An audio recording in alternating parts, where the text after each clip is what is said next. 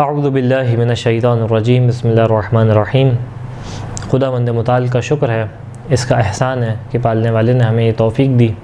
کہ ہم ماہ مبارک رمضان کو درک کریں۔ یہ وہ مہینہ کہ جو خدا کی رحمتوں کا اور برکتوں کا مہینہ ہے، جس کے اندر ثواب کی سبیل خدا نے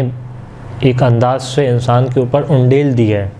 کہ تم جتنا چاہتے ہو حاصل کر سکو، اور تم جتنا چاہو اپنے نفس کی کیفیت کو بلند کر سکتے ہو۔ بس ماہ کے اندر دو کیفیات انسان کی متصور ہو سکتی ہیں۔ ایک دفعہ کیفیت یہ ہے کہ اس ماہ کے اندر انسان اسی طریقے سے جس طریقے سے داخل ہوا تھا اس طریقے سے باہر نکلے، اور دوسری کیفیت یہ ہے کہ اس ماہ کے اندر جس کیفیت سے داخل ہوا ہے اس کیفیت سے باہر نہ نکلے۔ اب جب باہر نکلے تو کیا کیفیت ہو کہ جو آیت نے بیان کی تھی، یا ایھا الذین آمنوا کتب علیکم الصیام کما کتب علی الذین من قبلکم لعلکم تتقون، شاید تم تقوی اختیار کر سکو۔ تو انسان چاہتا ہے کہ اس ماہ کے اندر زیادہ سے زیادہ نیکیاں انجام دے، لیکن ہمارے ساتھ بعض اوقات مشکل یہ ہوتی ہے کہ ہم دنیاوی امور کے اندر اتنے پھنسے ہوئے ہوتے ہیں، اور وہ امور کے جو لازمی بھی ہیں، ایک انسان اگر جاب پہ جا رہا ہے تو غلط کام نہیں ہے، وہ صحیح ہے، اپنی جاب پہ جا رہے کمانے، اس کے اوپر بعض ایک مراحل میں ضروری ہے کہ جائے کمانے، یہ بھی اگر نیکی کی نیت سے کرے تو واقعاً اس کا ثواب بھی ملے گا۔ لیکن ان امور کی وجہ سے انسان بعض اوقات تمام مستحبات کو انجام دینے کے اوپر قادر نہیں ہوتا، لہٰذا ضروری ہے کہ انسان اپنے ذہن میں اس بات کی ترتیب بنائے کہ وہ کون سا کام ہے کہ جو اس نے لازمی اس ماہ کے اندر کرنے ہیں۔ اسی ذیل میں اس مشکل کو آسان کرنے کے لیے روایات کے اندر وہ امور کے جس کی بہت زیادہ ہمیں تاکید دکھائی دیتی ہے ماہ مبارک رمضان کے اندر، ان کو آپ کے سامنے پیش کرنے کا ارادہ کیا۔ ویسے تو کئی کام ہیں جو انسان کرے، لیکن خاص طور پہ محسوس ہوتا ہے کہ 6 کام ایسے ہیں کہ جس کے اندر روایات میں بہت زیادہ تاکید ہے کہ یہ کام تو انسان اپنی زندگی میں خاص طور پہ ماہ کے اندر ایم بنا لے کہ یہ کام تو میں نے اس مہینے کے اندر کرنے ہیں۔ اور بعض کام تو ان میں سے ایسے ہیں کہ جو الگ سے وقت نہیں چاہتے انسان کا، اور اس کاموں میں فہرست میں جو پہلا کام ہمیں دکھائی دیتا ہے کہ جو افضل ترین کام ہے اس ماہ کے اندر، کہ خطبہ شعبانیہ کے اندر جب اللہ کے رسول نے اس ماہ کی فضیلت کو بیان کیا تو روایت ہے کہ اللہ کے رسول سے مولا کائنات نے سوال کیا کہ اللہ کے رسول اس ماہ کے اندر افضل ترین عمل کیا ہے؟ تو اللہ کے رسول نے کیا بیان کیا کہ افضل الاعمال فی ھذا الشہر الورع من محارم اللہ، اس ماہ کے اندر افضل ترین عمل کیا ہے؟ افضل ترین عمل یہ کہ انسان اپنے آپ کو حرام الہی سے بچائے۔ تو یہ کام انسان اپنے اس ماہ کے اندر نوٹ کر لے کہ وہ کام کیا کہ اس ماہ کے اندر اپنے آپ کو حرام سے، ویسے تو پورا سال بچانا ہے، لیکن ان 30 دنوں کے اندر اس طریقے سے انسان پریکٹس کر لے کہ یہ پریکٹس اس کے پورے سال کام آئے، کہ اگر خدا نہ خواستہ انسان سے کہیں خدا کی کوئی معصیت ہوتی تھی، کہیں کوئی ایسا فیل ہوتا تھا کہ جس سے خدا نے منع کیا ہے وہ کام یہ کرتا تھا، تو کیونکہ اس ماہ میں روزے دار ہے، یہ برکتوں کا مہینہ ہے۔ دیکھیں انسان کی نفس کی 2 کیفیات ہیں،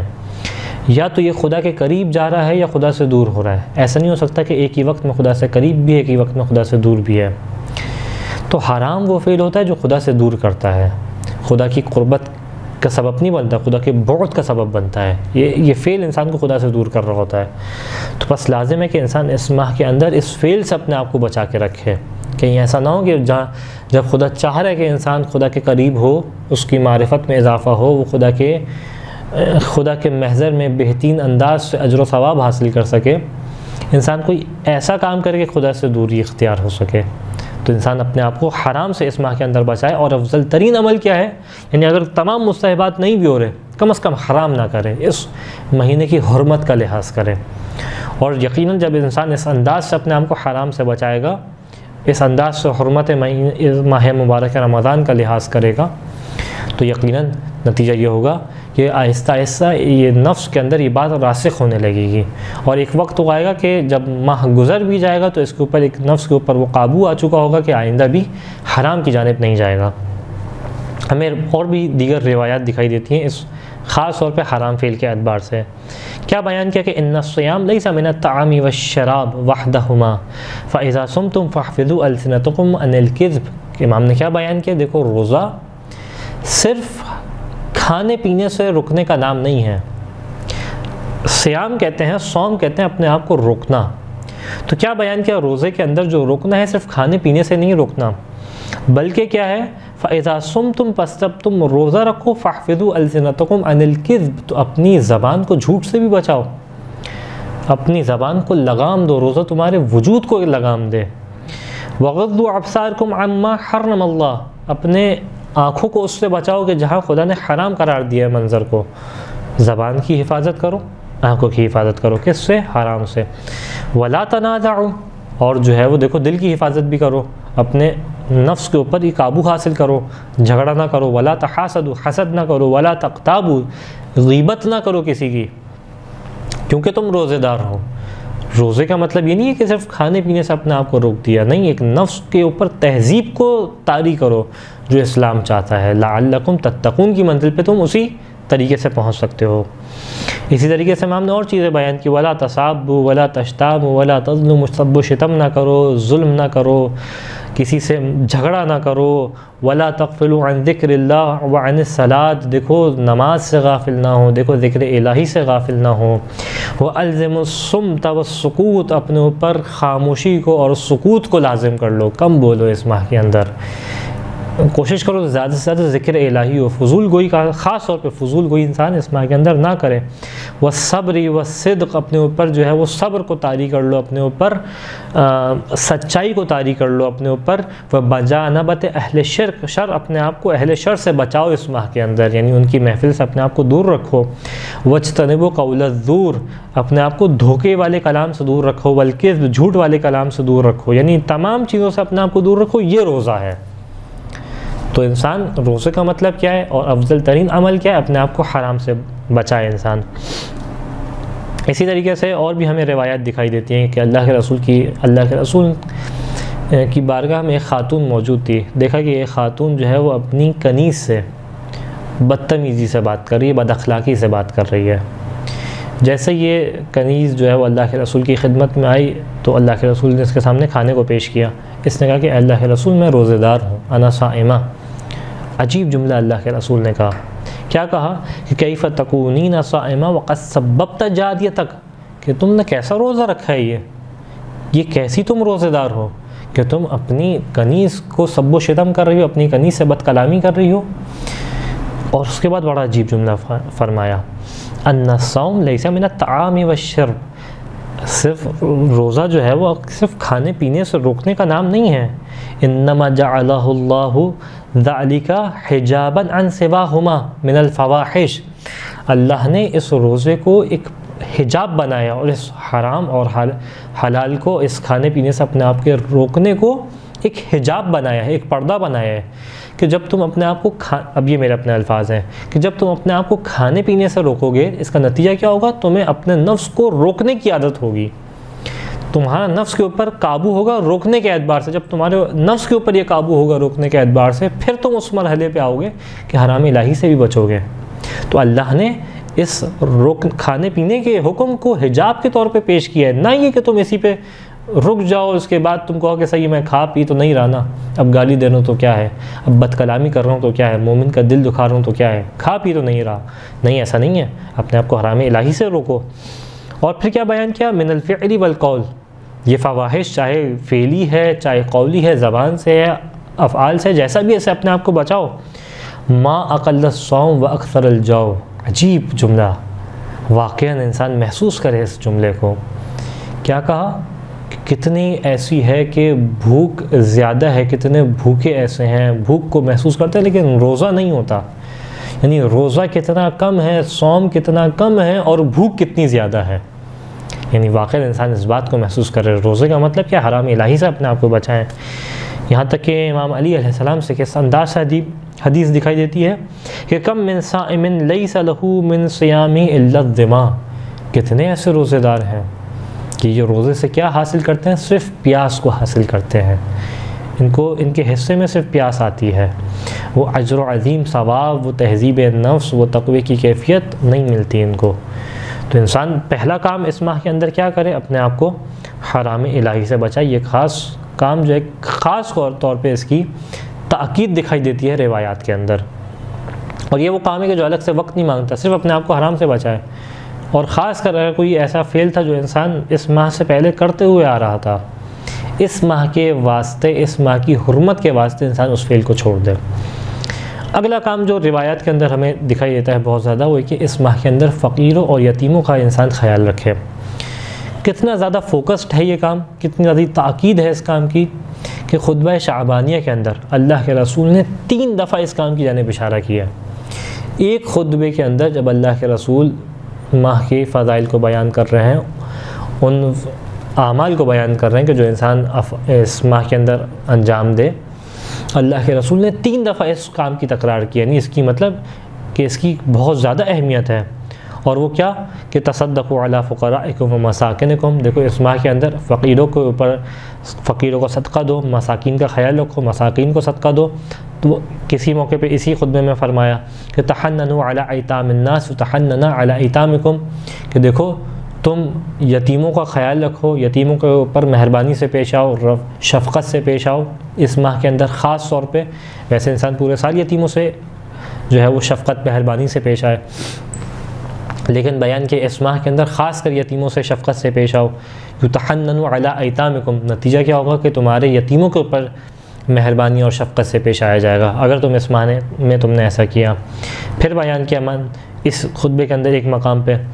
کہ من اکرم فیہ یتیما اکرمہ اللہ یوم یلقاہ، اس ماہ کے اندر جو یتیم سے اکرام سے پیش آئے، یتیم سے اچھے سے پیش آئے، تو خدا اس سے اکرام سے پیش آئے گا کب؟ کہ جب خدا سے ملاقات کا موقع ہوگا، جب خدا سے ملاقات کر رہا ہوگا۔ تو یہ کام خاص طور پہ جو ہے وہ روزے کے اندر ہمیں دکھائی دیتا ہے۔ یہاں تک کہ یہ وہ کام ہے کہ جو روزے کی علتوں میں سے ایک علت ہے، یعنی سوال کیا جائے کیا ہے فلسفہ روزے کا، تو ان فلسفوں میں سے ایک فلسفہ یہ ہے کہ انسان جو ہے وہ بھوک اور پیاس کے ذریعے سے اس بات کو محسوس کر کے فقیر کس طریقے سے بھوکا ہوتا ہے۔ یہ غنی شخص، جیسا روایت آپ کے سامنے پیش کروں گا، یہ غنی شخص جب یہ دیکھے کہ اپنے آپ کو بھوک اور پیاس میں محسوس کرے، تو اس کے ذریعے سے فقیر کی بھوک اور پیاس کو محسوس کرے اور اس کا خیال رکھے۔ کہ چھٹے امام صادق علیہ السلام سے سوال کیا عن علت الصوم، مولا کیا وجہ ہے کہ اللہ نے روزے کو واجب قرار دیا؟ تو کیا بیان کیا انما فرض اللہ الصیام لیستوی بہ الغنی والفقیر، اللہ نے روزے کو واجب کیا کس خاطر؟ اس خاطر کہ اس روزے کے ذریعے سے فقیر اور غنی شخص، صاحب مال اور جو فقیر ہے وہ برابر ہو سکیں۔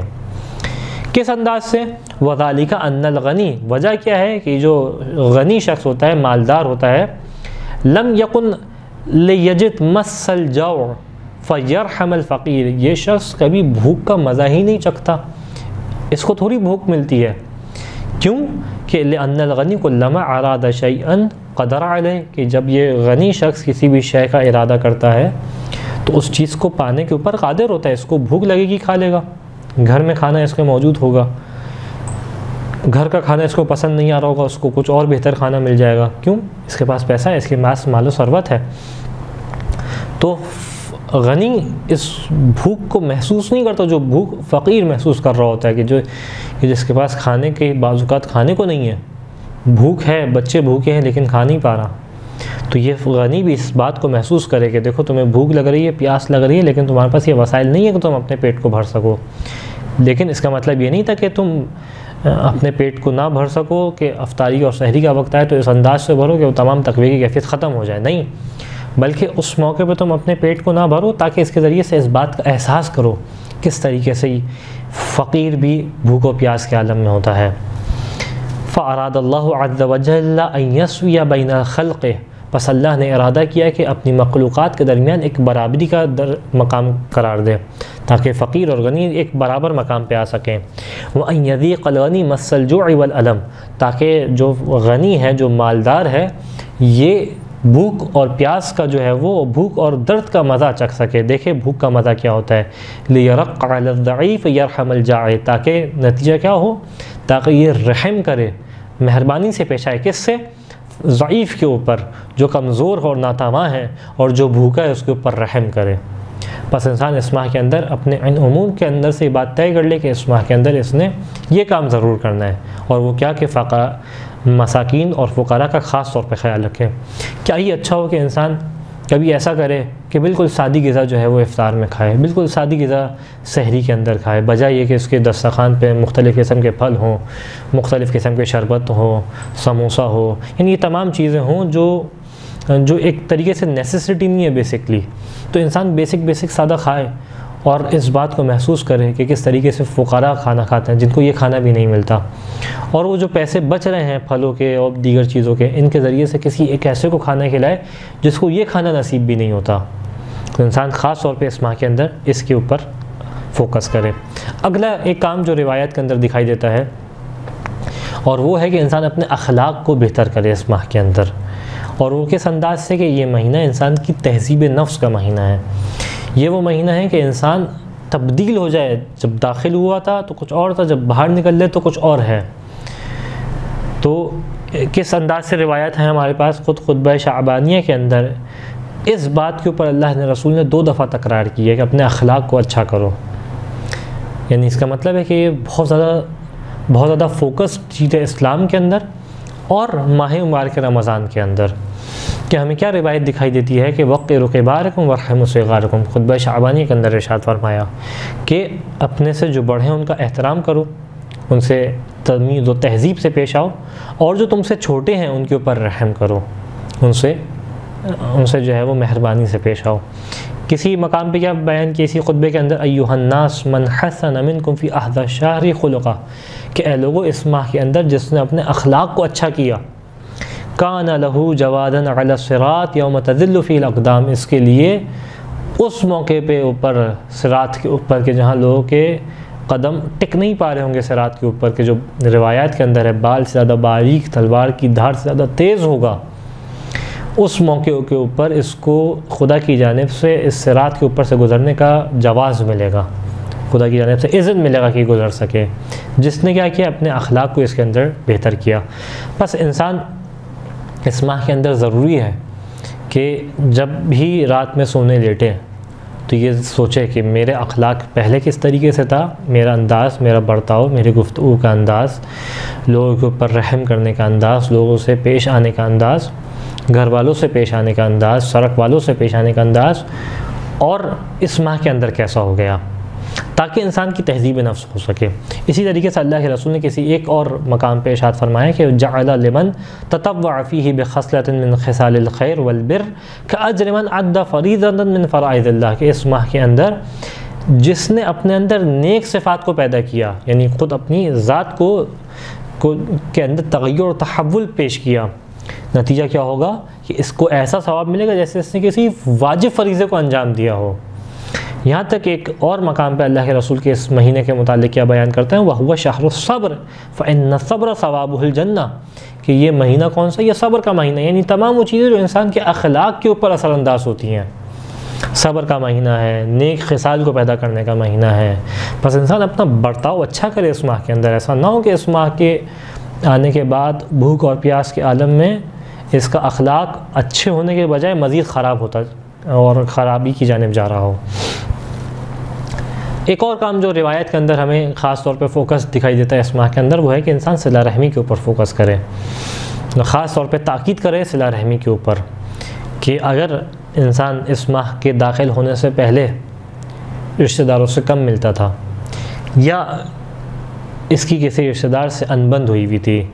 اس سے جو ہے وہ اس کی میل ملاپ نہیں تھا، ناراضگی تھی، ناچاہتی تھی، اس ماہ کے آنے کے بعد کوشش کرے کہ صحیح ہے، ممکن ہے کہ آپ کی غلطی نہ ہو، ایسا بالکل ہو سکتا ہے سامنے والے کی غلطی ہو، لیکن کیا ہی اچھا ہو کہ انسان اس خاطر کہ اللہ کے رسول نے کہا ہے، اس خاطر کہ اہل بیت علیہم السلام چاہتے ہیں، اس خاطر کہ خدا چاہتا ہے، اس کو معاف کرے، اس سے جا کے ملے، اس رشتے کو واپس بحال کرے جس رشتے کے ساتھ خدا نے پیدا کیا تھا اس کو دنیا میں۔ تو انسان اس ماہ کے اندر صلہ رحمی کے اوپر خاص طور پہ فوکس کرے۔ حدیث رسول کے انداز سے وَصِلُوا أَرْحَامَكُمْ وَارْحَمُوا صِغَارَكُمْ وَاحْفِظُوا أَلْسِنَتَكُمْ، اس ماہ کے اندر تم کیا کرو، اپنے رشتہ داروں سے جا کے ملو۔ اور پھر خطبہ شعبانیہ بڑا قیمتی خطبہ ہے، 2 مقامات پہ اشارہ کیا اس خطبے کے اندر اس صلہ رحمی کی جانب۔ ایک تو ایک اپنے رشتہ داروں سے جا کے ملو، ایک اس مقام پہ کہا کہ من وصل فیہ رحمہ وصلہ اللہ برحمتہ یوم یلقاہ، اس ماہ کے اندر جس نے اپنے رشتہ داروں سے صلہ رحمی کی، نتیجہ کیا ہوگا، خدا قیامت کے دن کہ جب یہ خدا کی بارگاہ میں پیش کیا جائے گا، اور یوم یلقاہ کہ خدا سے ملنے کا دن ہوگا، خدا بند متعال اس کو رحمت الہی سے ملا دے گا۔ ومن قطع رحمہ قطع اللہ عنہ رحمتہ یوم یلقاہ، اسی طریقے سے اس کے برخلاف جس نے قطع رحمی کی، قطع رحمی کو جاری رکھا اس ماہ کے اندر، کسی رشتہ دار سے انبن تھی، بات چیت نہیں تھی، اس ماہ کے اندر اسی کو جاری رکھا، بات چیت نہیں کی، یا اس ماہ کے اندر مزید اور تصور کے اندر جو ہے وہ قبیح محسوس ہو رہا ہے کہ اس ماہ کے اندر کسی سے انبن ہوئی، انسان کیا کرے؟ جا کے ختم کرے اس انبن کو، بات چیت کو واپس بحال کرے کہ جس نے قطع رحمی کی خداوند متعال اس دن کے جس دن یہ خدا کے روبرو پیش ہوگا اپنی رحمت سے دور رکھے گا۔ قطع یعنی دو چیزوں کا جدا ہونا، خدا اس کی اور اس نے اپنے رشتہ دار سے جدائی کی تھی، خداوند متعال قیامت میں اس کو اپنی رحمت سے دور کر دے گا۔ اسی طریقے سے ایک اور اہم ترین کام جو اس ماہ کے اندر ہمیں دکھائی دیتا ہے، خاص طور پہ روایات تاکید کرتی دکھائی دیتی ہیں، وہ ہے کہ انسان قرآن کی تلاوت کرے، زیادہ سے زیادہ قرآن کو پڑھے، اس کو سمجھے، اور سمجھے بھی اور ساتھ میں پڑھے بھی، کیونکہ ایک مسکنسیپشن جو ہمارے پاس موجود ہے وہ یہ کہ بعض اوقات دیکھیں روایات اس بات کی جانب تاکید کرتی دکھائی دیتی ہیں کہ انسان قرآن کو سمجھے، قرآن فہمی کی جانب بڑھے، بہت اچھی بات ہے، انسان تفاسیر کا مطالعہ کرے، انسان دیکھے قرآن کس طریقے سے کلام کر رہا ہے، اس کے ترجمے کو سمجھے، لیکن اس کا مطلب ہرگز یہ نہیں ہے کہ اگر یہ قرآن کی سمجھ نہیں رہا اور صرف الفاظ کی تلاوت کر رہے ہیں تو یہ بیکار ہے، نہیں۔ کتنی روایات ہیں کہ جو اس بات کا ثواب بیان کرتی دکھائی دیتی ہیں کہ قرآن کے الفاظ کو پڑھنے کا کتنا ثواب ہے، تو انسان خاص طور پہ یعنی قراءت قرآن، تلاوت قرآن کتنے جو ہے وہ روایات کے اندر ہمیں دکھائی دیتا ہے۔ اور پھر یہ وہ مہینہ ہے کہ جس کی پہچان ہی قرآن ہے، وہ شہر رمضان الذی انزل فیہ القرآن، یعنی پہلی صفت، وہ پہلی پہچان جو رمضان کی بیان کی گئی وہ کیا ہے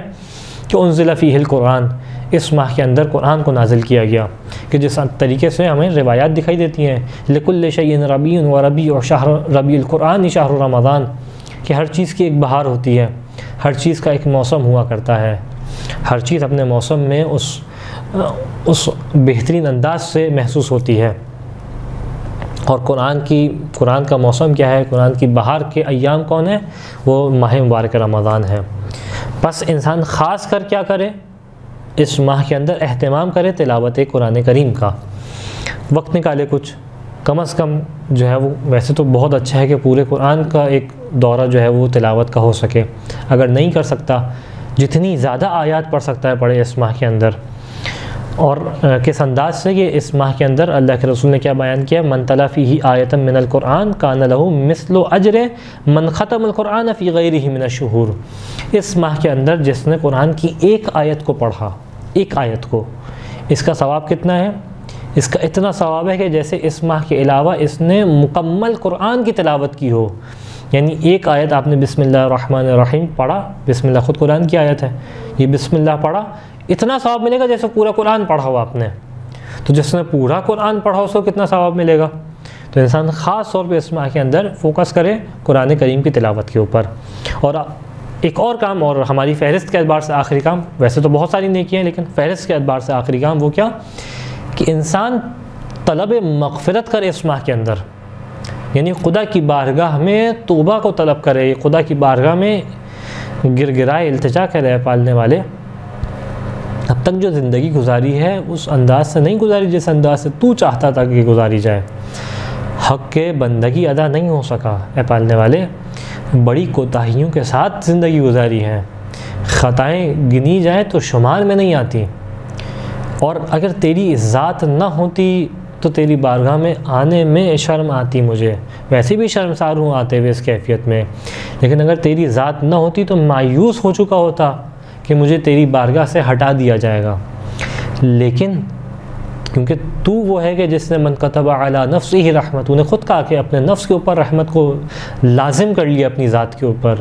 تو وہ ہے جو کہتا ہے یا عبادی الذین اسرفوا علی انفسہم لا یقنطوا من رحمت اللہ، کہ اے میرے وہ بندو کہ جنہوں نے اپنے نفس کے اوپر ظلم کیا ہے میری رحمت سے مایوس نہ ہو، ان اللہ یغفر الذنوب جمیعا، خدا تمام گناہوں کو معاف کر دے گا، تیری ذات وہ ہے کہ تیری ذات کی رحمت دیکھ کے احساس ہوتا ہے کہ میرے گناہ تیری ذات کی رحمت سے بڑھ کے نہیں ہیں، اے پالنے والے بس یہ وہ مہینہ ہے کہ جس کے اندر، اور پھر یہ وہ مہینہ کہ جس کے اندر خاص کر تو نے اس بات کی جانب توجہ دلائی کہ انسان بڑھ کے خدا کی بارگاہ میں مغفرت کو حاصل کرے، بس اس ماہ کے اندر تو اس سے مغفرت چاہتا ہوں۔ تو انسان خاص کر جب بھی عبادات انجام دے، مصلی پہ نماز کے بعد 2 منٹ بیٹھ جائے، خالی ذہن ہو کے خدا سے کلام کرے، کیونکہ روایات بہت زیادہ تاکید کرتی ہیں اس ماہ کے اندر کہ انسان طلب مغفرت کرے، استغفار کرے، زیادہ سے زیادہ استغفار کرے، کہ اس ماہ کے تعارف کے اندر یہ بات شامل ہے کہ انہ قد اقبل علیکم شہر اللہ بالبرکۃ والرحمۃ والمغفرہ، کہ خدا کا مہینہ آ گیا کس انداز سے؟ رحمت کے ساتھ اور برکت کے ساتھ اور مغفرت کے ساتھ۔ یہاں تک کہ کتنی سخت روایت اللہ کے رسول تھی کہ فَإِنَّ الشَّقِيَ مَنْ حَرُمَ مِنْ غُفْرَانِ اللَّهِ فِي هَذَا الشَّهْرِ الْعَظِيمِ، کہ وہ شخص شقی ہے۔ تصور کریں، اللہ کے رسول یہ بات کریں، سخت دل انسان ہے وہ، بدبخت انسان ہے وہ، کون؟ کہ جس نے اس ماہ کے اندر بھی اپنے آپ کو خدا کی مغفرت سے مغفرت کو حاصل نہیں کیا، یعنی یہ ماہ آ کے گزر گیا، اس کے گناہ اپنے مقام پہ باقی رہے، یہ پاکیزہ نہیں ہو سکا گناہوں سے، کیونکہ یہ وہ مہینے کے کتنی روایات ہیں جو اس بات کے اوپر تاکید کرتی ہیں، یعنی خدا کی گویا ایک طریقے سے سیل کھلی ہوئی کہ آئے انسان اور آ کے جو ہے وہ اپنی گناہوں کی مغفرت کرا لے، آتش جہنم سے اپنے آپ کو آزاد کرا لے۔ کس انداز میں حدیث دکھائی دیتی ہے کہ یہ کون سا مہینہ ہے؟ کہ یہ وہ مہینہ کہ جس کے اندر خدا بند متعال جب یہ ہر دن کا افطار کا وقت آتا ہے، یعنی دن کا آخری پہر آتا ہے، تو خدا بند متعال ہر دن 1,00,000 افراد کو جو ہے وہ آتش جہنم سے آزاد کرتا ہے۔ یہاں تک کہ جب روز شب جمعہ آتی ہے تو خدا بند متعال ہر لمحے 1,00,000 افراد کو آتش جہنم سے نجات عطا کر رہا ہوتا ہے۔ تو بس انسان توجہ کرے کہ خدا کتنے زیادہ گناہوں کو معاف کرنا چاہ رہا ہے، کتنے زیادہ گناہوں کو معاف کر رہا ہے۔ یہاں تک کہ جب پورا رمضان گزر جاتا ہے اور عید کی رات آتی ہے تو خدا بند متعال جتنے لوگوں کو اس ماہ کے اندر آتش جہنم سے نجات عطا کی تھی، ان کے گناہوں کو معاف کیا تھا،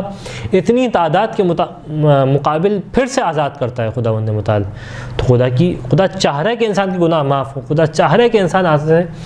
آتش جہنم میں نہ جلے۔ دیکھیں آسان نہیں ہے یہ تصور کرنا، آپ اپنے ہاتھ کو کچھ لمحے کے لیے کھولتی ہوئی آنکھ کے اوپر، جلتی ہوئی آنکھ کے شعلے کے اوپر رکھیں، محسوس کریں کہ اس کے اندر آپ کا بدن جب جل رہا ہوگا تو کیفیت کیا ہوگی۔ تو خدا چاہ رہے کہ انسان مغفرت حاصل کر لے اس ماہ کے اندر، تو کیسے ہے، کتنا شقی ہے وہ شخص کہ حاصل نہ کرے۔ یہاں تک کہ ایک روایت کے اندر اس انداز سے دکھائی دیتا ہے کہ اس ماہ کے اندر کچھ ملائکہ ہیں جو خدا بندوں کے لیے قرار دیتا ہے،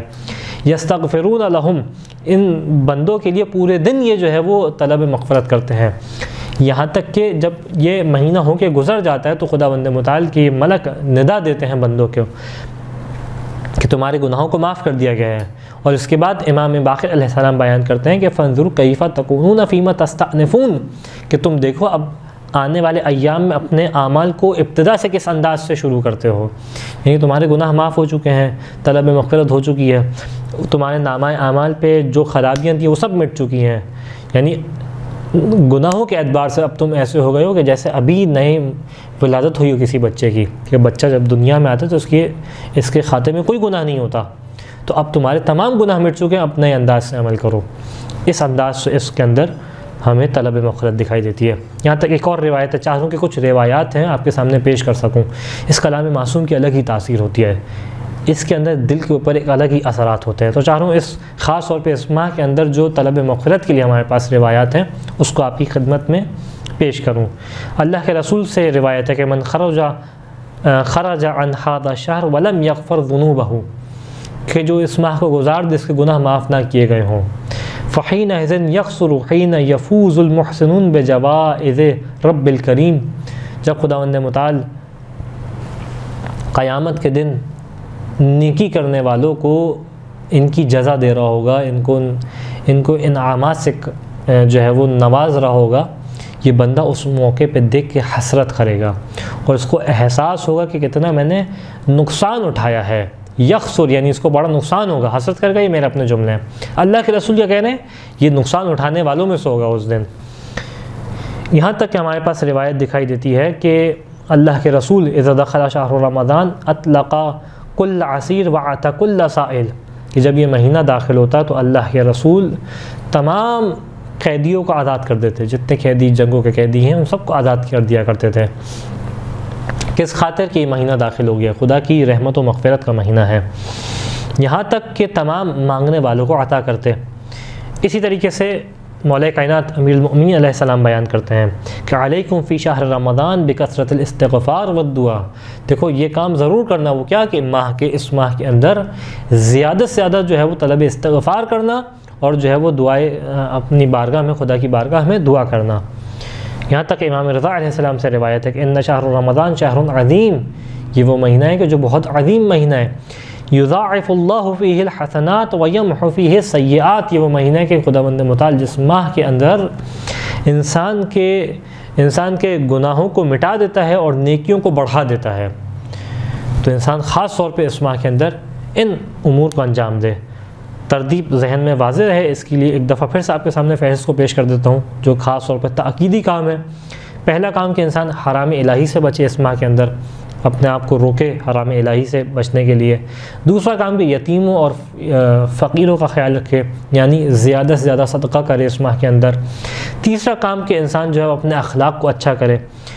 چوتھا کام کہ انسان اس ماہ کے اندر صلہ رحمی کرے، رشتہ داروں سے قطع رحمی کو ختم کرے،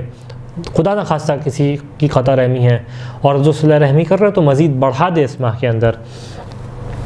اور پانچواں کام کہ انسان اس ماہ کے اندر قرآن کریم کی تلاوت کرے، اور چھٹا کام کہ انسان جو ہے وہ اس ماہ کے اندر طلب مغفرت کرے۔ ایسا نہیں کہ اس کے علاوہ کام روایت کے اندر نہیں بیان کیے گئے، لیکن یہ وہ کام ہے جو محسوس ہوا کہ بہت زیادہ تاکید جن کی پیش کی گئی ہے۔ خداوند متعال سے دعا ہے کہ ہمیں اس ماہ کے اندر بہترین انداز سے نیکی کرنے کی توفیق عطا فرما، ان امور پہ عمل کرنے کی توفیق عطا فرما۔ وآخر الدعوانا ان الحمد للہ رب العالمین۔